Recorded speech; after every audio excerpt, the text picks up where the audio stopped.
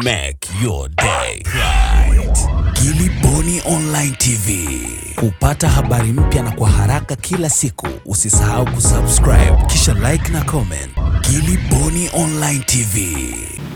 Asante. Kwanza sisi tumeona wakati tunaongeza uzalishaji, tumeweka mkazo sana katika kutafuta mbegu bora za korosho, zile ambazo zitaongeza uzalishaji lakini pia zitakuwa zinastahimili magonjwa mbalimbali na za hazihitaji madawa mengi. Sasa kituo chetu cha utafiti cha Naliendele, ambao ni moja ya vituo vyetu bora, kimekabidhiwa dhamana. Manake sisi tuna vituo 17 vya utafiti wa mazao ya kilimo. Sasa kila kituo tumekipa mazao kadhaa. Naliendele wamechukua muhogo na korosho, wanafanya utafiti. Naliendele wale wakati wanafanya hilo, wanakuwa na vituo vidogo vidogo. Kwa moja ya kituo kidogo ni hiki ambacho kiko Pwani, lakini kuna kingine kiko Igunga kule Tabora. Kwa hiyo wanakuwa na vituo vidogo kama hivyo kwa ajili ya kwanza kuhakikisha kwamba wanasambaza zile mbegu, wanapandikiza, wanafanya nini na kufanya utafiti na nini na nini. Kwa hiyo hilo nakubaliana na wewe kwamba hali yake ilikuwa sio nzuri, lakini na sisi tumeliona hilo. Vituo vyetu vyote vya utafiti haviko kwenye hali nzuri. Sasa hivi tunachokifanya ni kutafuta fedha ili tuhakikisha kwamba tunavikarabati na kuvipatia vifaa vya kisasa viweze kufanya kazi ile inayostahili. Lakini pia nitaka kufafanua zaidi hapo. Naliendele wamegundua kwamba katika sasa hivi sisi tunauza korosho, tunauza mbegu kale, lakini tunaacha hela nyingi kwenye eneo lingine, kwa sababu lile bibo unaweza ukatengeneza mvinyo, unaweza ukatengeneza wine, na yale makapi unaweza ukatengeneza mafuta, unaweza ukatengeneza siagi, unaweza ukatengeneza vitu vingi sana ambavyo vimegunduliwa. Ndio maana sisi tumeamua sasa kutenga fedha kiasi fulani kuwawezesha Naliendele wawe na kiwanda cha kuanza kutengeneza hivyo vitu ambavyo, ili kusudi hili bibo hili litupatie hela nyingi ambayo tunaweza kuipata kuliko kutegemea mbegu peke yake.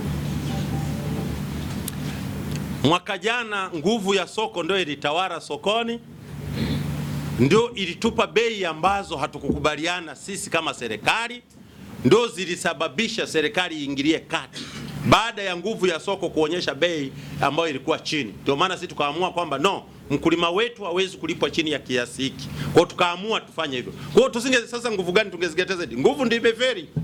Na ni wajibu wa serikali yote duniani, pale inapoonekana kwamba soko limeferi, lazima ufanye intervention. Unaingilia, unaweka utaratibu. Dunia nzima, nchi zote kwenye kilimo zinafanya hivyo. Kwa hiyo na sisi ndio tulichofanya. Kwa hiyo sasa hivi mwaka huu ndio maana nimetangaza kwa uwazi kwamba tutazingatia minada ya uwazi kama iliyokuwepo siku za nyuma. Isipokuwa sasa hatutaweka lile burungutu sijui nini mnaita lile box hapo uje tumbukize usiku. Wewe kaa huko tumbukiza kwenye mfumo pale ili kuwe na uwazi. Kwa hiyo tunazingatia nguvu ya soko ndio itaamua bei. Sio sisi serikali wala sio mtu mwingine yote. Itaamuliwa na nguvu ya soko. Hiyo ndio tutakayoizingatia. Kuhusu viwanda ambavyo vilikuwepo, ni kweli tuna viwanda 12 vilivyokuwa vya serikali. Kati ya viwanda hivyo vilivyokuwa vinafanya kazi kabla ya msimu wa mwaka jana, nafikiri vilikuwa ni viwanda vinne. Sasa hivi vingi tumevifufua, vimeanza kufanya kazi. Vichache ambavyo bado kama 2-3 navyo wale ambao wameshindwa kuviendeleza tumeamua kuvichukua kama serikali, tunatafuta wawekezaji wapya ili wawekeze. Kwa hiyo ni fursa kwa wananchi, kwa vikundi vyao, kwa ushirika wao, kwa Watanzania. Hata nyinyi wanahabari mnaweza mkawa na kiwanda chenu pale, mkachukua kimoja tukawapa, mkazalisha korosho. Kwa hiyo sasa hivi ni fursa. Lakini vipo vya watu binafsi vilikuwa 15. Kwa jumla tulikuwa na viwanda vya korosho kama 27. Tumehamasisha sasa hivi kuna nchi mbalimbali na watu wawekezaji mbalimbali wanataka kuja. Kwa hiyo viwanda na uhakika vitaongezeka, vitakuwa vingi sana vya korosho. Ni kweli kabisa kwamba nimesema katika msimu wa mwaka jana, yani msimu ambao tumeumaliza, tulipata korosho tani 224,000. Mwaka huu tunategemea tani zaidi ya 300,000. Sasa nini kimetokea? Kwanza, hamasa imekuwa ni kubwa ya kuzalisha kwenye hili zao. Lakini pili, mikoa inayozalisha imeongezeka. Hata Dodoma sasa wataanza kuingia kwenye soko, Singida wanaingia kwenye soko tayari. Kwa hiyo kidogo wanaingia kidogo, zimeanza zile za kwanza. Lakini zaidi ya hapo, hali ya hewa mwaka huu haikuwa mbaya sana, ilikuwa kidogo, ilikuwa na upungufu, lakini ilikuwa angalau nafuu. Kwa hali ya hewa imekuwa ni nzuri na imesababisha hiyo kwamba watu waweze uzalishaji kuongezeka. Kwa hiyo, lakini lingine ambalo ni muhimu sana, upatikanaji wa pembejeo. Sasa hivi wakulima wengine walikuwa hawajalipwa na upatikanaji wa pembejeo ulikuwa ni shida. Kwa hiyo tuliweka utaratibu wa kuwakopesha zile pembejeo. Sasa tumetoa mikopo ya pembejeo kwa wakulima na hiyo imesaidia sana kuhakikisha kwamba sasa uzalishaji unaongezeka. Nafikiri hizi ni hatua ambazo zimekuwa ni za msingi sana. Jambo la pili ambalo umesema kuhusu Kangomba. Kwa Ngomba kwa mujibu wa sheria hawaruhusiwi. Na naomba niweke kwa mujibu wa sheria hawaruhusiwi. Wakasome kifungu namba 12 kifungu kidogo kama sikosei cha 4, wakasome kifungu namba 15 na kifungu namba 18. Mtu yoyote ambaye moja hajasajiliwa na bodi kama mkulima wa korosho, kama mfanyabiashara, kama yani mnunuzi au muuzaji au msafirishaji au mtunza ghala au kwa namna yoyote ile, kama hujasajiliwa na bodi, uruhusiwi kwa mujibu wa sheria. Na sisi ile sheria hatujairekebisha. Mwaka huu rais alitoa msamaha, hatutatoa tena msamaha. Mtu yoyote atakayejihusisha na vitendo vya kutokuzingatia sheria, kanuni, taratibu na miongozo, sisi tutachukua hatua, hatutasita na hatutamwogopa yote, tutachukua sisi hatua. Kwa hiyo niwaombe Kangomba wote wakafuate tu utaratibu. Ndio maana tumesema wakulima wote wajiandikishwe. Sasa hivi tuna database ya wakulima wote, tunajua utaratibu uliopo sasa hivi wa ununuzi wa hiyo korosho ni kwamba wanaleta meli, sisi tunafanya, kampuni zetu na logistics teams zinachukua korosho kutoka kwenye magara, zinahakiki ubora, zinaangalia kila kitu, zinapakia mle, meli kija inapakiwa inaondoka. Sasa hatuwezi kuleta meli zote zikakaa pale zikawa zimepanga foleni kwa sababu hawashindani hivyo. Wanunuzi wote wameelewana, ni kitu hiki kimoja, ni mnunuzi mmoja lakini wako kama 15. Kwa hiyo wanachofanya ni kwamba inakuja hii kisha jaa inaondoka, inakuja nyingine, inakuja nyingine. Ni utaratibu ambao unaendelea, lakini tunategemea kwamba kufikia mwezi wa 10 katikati wao wameshamaliza mzigo wao. Kwa hiyo inaendelea. Niseme kujua idadi ya wakulima wangapi inategemeana, kwa sababu sisi tulichofanya wakulima wadogo ndio tulianza nao kuwalipa, afu wakabaki wakulima wakubwa. Hizo bilioni 50 inawezekana zikawa za wakulima 3-4, lakini wanakuwa na watu waliokuwa wanawasaidia. Kwa hiyo tunachosema sisi ni kwamba kila mkulima anatakiwa awe ameshalipwa hela zake. Itakiwa tuwe tumeshamaliza siku nyingi, ni kwa sababu tu tumechelewa upatikanaji wa fedha. Kwa hiyo hapa hela yote inayoingia tunaenda kuwalipa. Kwa hiyo ina maana kwamba tukikamilisha, kwa sababu sasa hivi kinachosubiriwa ni sisi uwezo wa kupakia korosho zote kwenye meli, ili ile meli inapokuwa tayari imehakikiwa wanalipa hela, sisi tunazipeleka kwa wakulima. Kwa hiyo nina uhakika muda mfupi ujao watakuwa wote wamelipa, sababu kulipwa sasa kunaendelea. Swala lako la uzushi la mahindi, ngoja nikujibu rafiki yangu. Mnakumbuka Mheshimiwa Rais alipotoka Zimbabwe, ambako tulitafuta soko la mahindi na Wazimbabwe walionekana wana upungufu mkubwa wa chakula. Na kutokana na hilo walituandikia barua kwamba wanahitaji tani 800,000 za mahindi. Na baada ya pale walituma kamati maalum ambayo ilikuja kuhakiki ubora wa mahindi, lakini pia kuingia kwenye mashauriano.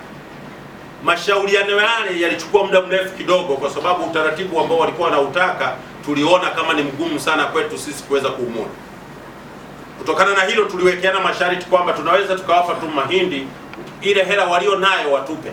Wakitupa hela ndio tunawapa mahindi. Kama wanasema tusubiri miaka 2-3 hatuwezi kumkopa mkulima. Kwa hiyo tuliwaambia hiyo haiwezekani. Sasa tumeshauriana, tumekaa nao, tulichokubaliana wakawa wako tayari kulipia zile tani 17,000. Kwa tukasema lipeni, sisi tunasafisha mzigo. Kwa hiyo wameshalipia. Jana treni ya kwanza imeondoka na tani 1,200 kupeleka Zimbabwe. Na waziri yuko hapa, timu yake iko hapa kuhakikisha hizo tani nyingine zinaendelea kupakiwa ili ziende. Hilo la kwanza. Lakini la pili, amekuja na mambo mengine mawili. La pili anasema wanataka sasa hizi zingine ili zifikie tani 100,000. Wanataka hizi zingine nazo wazipate.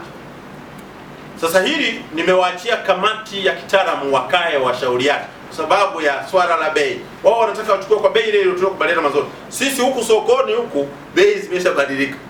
Kwa hiyo tunashauriana, bwana hapa ongeza kidogo, sasa bwana naona mambo sio mazuri. Kwa hiyo tunashauriana. Hayo kamati watafanya, wakikubaliana tutawauzia. Tumewapa uzito kwa sababu ni makubaliano ya marais wetu wawili, watauziwa. Tatu, wanataka tuimarishe ushirikiano katika maeneo mengine, namna tunavyosimamia, kwa sababu wameona tumefanya vizuri sana katika uzalishaji wa mchele. Sasa wanataka walete wataalamu waje kujifunza kwetu, kuangalia projects za mchele tulivyoweza kuongeza uzalishaji. Maana ni nchi ambayo ni mojawapo ya nchi bora Afrika sasa hivi kwenye uzalishaji wa mchele katika baadhi ya maeneo. Tumefika mpaka tani 40 ni tani 40 tunaita tani 40 yes kwa hekta za mchele. Kwa hiyo tumefanya vizuri. Sasa wanataka kuja kujifunza kuona tumefanya nini. Lakini pia kuna maeneo mengine ambayo wanataka kuja kujifunza kilimo cha parachichi na mambo mengineyo, na wao wanafanya kule, na sisi tutapeleka katika maeneo ambayo wamefanya vizuri katika kilimo cha umwagiliaji, hasa kwenye ujenzi wa mabwawa na maeneo mengine. Kwa hiyo tulikuwa tunazungumza pia maeneo tutakavyoweza kuimarisha ushirikiano. Kwa sababu kikubwa ambacho wanasema wao, mchele wanaagiza Vietnam na Brazil. Mahindi walikuwa wanaagiza huko. Sasa tunasema sisi wale ni rafiki zetu, ni ndugu zetu. Kwanza walitoka Njombe hapo wakahamia huko, na wanaongea Kiswahili, maneno yao yote yanafanana na Kiswahili. Kwa hiyo waje tufanye biashara kwanza sisi wa Afrika kabla hajaenda kwingine. Kwa hiyo ni mambo ambayo tunaongea na tunaendelea kuzungumza. Ni kweli kwenye tathmini ya awali ya chakula ilionyesha Tanzania uwezo wa chakula wa kujitosheleza ni 119%. Katika hilo nilisema wakati ule natoa ile tathmini kwamba halmashauri 44 zina upungufu kidogo. Halmashauri 44 zina upungufu kidogo kwa sababu mvua hazikunyesha za kutosha. Kulikuwa na upungufu wa mvua, zile za vuli, zile za masika, kwa hiyo hawana chakula cha kutosha. Kwa hiyo maeneo kama yale tunachotegemea sisi ni kwamba kutumia taasisi zetu, tukiona kuna upungufu tutawapelekea mahindi yale ambayo wakanunue kwa bei ile ambayo itakuwa ni reasonable. Kwa hiyo sisi kazi yetu ni kustabilize market. Kwa mfano Rongido gunia lilikuwa limefika 120,000. Yule mbunge wa Rongido alipoleta request akampelekea Mheshimiwa Rais akaniagiza tukaliangalia, tukawapelekea tani kadhaa kule, zikashusha ile bei ikabaki 60,000 na kitu, na kwa hiyo ikastabilize market. Kwa hiyo sisi tutakachofanya kwenye maeneo yote haya, kama kutakuwa na upungufu tutapeleka mahindi yale ya kwetu ya serikali, tutauza kwa bei ile ambayo ni reasonable. Make your day right. Gilly Bonny Online TV. Kupata habari mpya na kwa haraka kila siku, usisahau kusubscribe na kubonyeza button ya notification.